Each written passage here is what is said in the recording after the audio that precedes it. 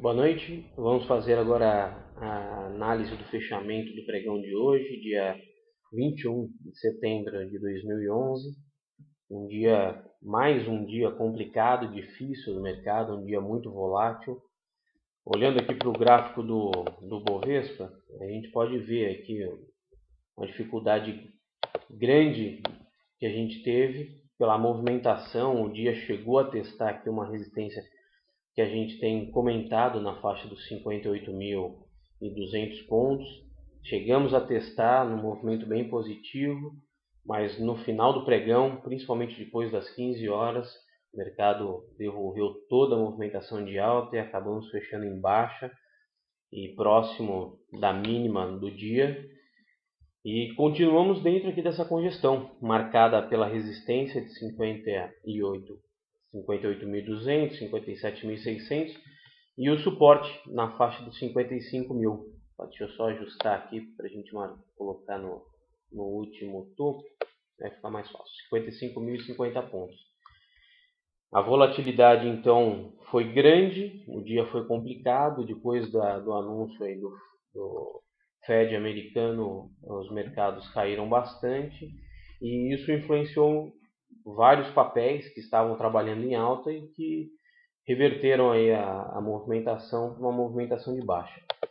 Olhando para o Dow Jones, a gente pode ver que hoje já foi um dia de queda, apesar do volume ter sido na média, não ter sido nada muito expressivo, mas a gente já pode ver uma movimentação bem mais forte de queda. O pessoal já estava antecipando talvez as notícias que iriam ser divulgadas. Se bem que para a gente, como analista técnico, isso não tem tanta importância, ou não tem nenhuma importância. Mas a gente pode ver também que o Dow Jones tem trabalhado de lado, né, no movimento de congestão, que dificulta também para o mercado americano as movimentações. Olhando o dólar futuro, a gente já vê um cenário bem diferente. Um ativo que está em forte tendência de alta, parece que ele não se cansa de subir. Hoje, mais um dia de forte alta, o dólar subiu 4,85, fechando a 1,879, uma alta muito expressiva. E assim, apesar disso, o mercado está num estado bem sobrecomprado e a qualquer momento a gente deve ter alguma correção. Mas a força que o dólar tem demonstrado não permite que a gente pense em uma operação de venda, nada disso. Tem que aguardar os desdobramentos. Durante o pregão, eu comentei sobre alguns papéis que me chamavam a atenção. Um deles foi Vale 5. Eu comentei sobre a possibilidade de montar uma trava de baixa. O papel estava testando aqui uma zona de resistência, depois de um movimento bem longo e bem sobrecomprado, e acabou que o fechamento confirmou essa expectativa de baixa, e o papel realmente cedeu aí no final, e a operação com uma trava de baixa teria sido bem sucedida. Alguns outros papéis que foram comentados, os em Minas 5, você vê aqui, o final do pregão desconfigurou um rompimento aqui de uma resistência que ela estava fazendo, e apesar do volume bom, a sinalização não permite nenhum posicionamento. Um outro papel que me chamou a atenção foi Nato 3, pelo estado bem sobrevendido, testando aqui um suporte importante. O papel, por volta ali das 4h30, estava com um candle bem melhor, aqui um candle de reversão.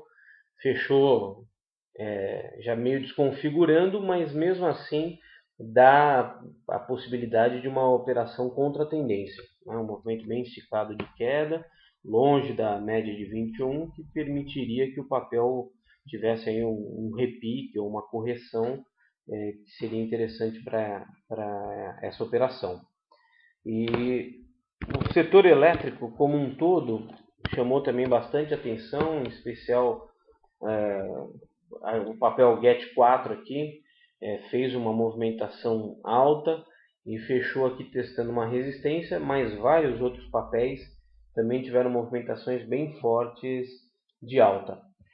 Embraer também chamou atenção pela movimentação forte durante o dia. um volume bem acima da média. E agora no finalzinho do pregão cedeu um pouco, acabou caindo aqui, deixando uma sombra superior. Agora esse papel dificulta qualquer entrada pelo afastamento que ele estava da média de 21 e também pelo estado já sobrecomprado, são vários dias de alta, então não é o melhor momento, até pelo teste da resistência que ele está fazendo. Mas chamou atenção pelo volume. E para finalizar, TAM 4. TAM 4, esse papel ele mostra por que a gente espera o final do pregão para uma posição. Ele estava aqui rompendo uma resistência, né, depois de uma congestão, fazendo um movimento muito bonito durante o dia, um volume bem expressivo, mas no final, no fechamento, acabou desconfigurando esse rompimento.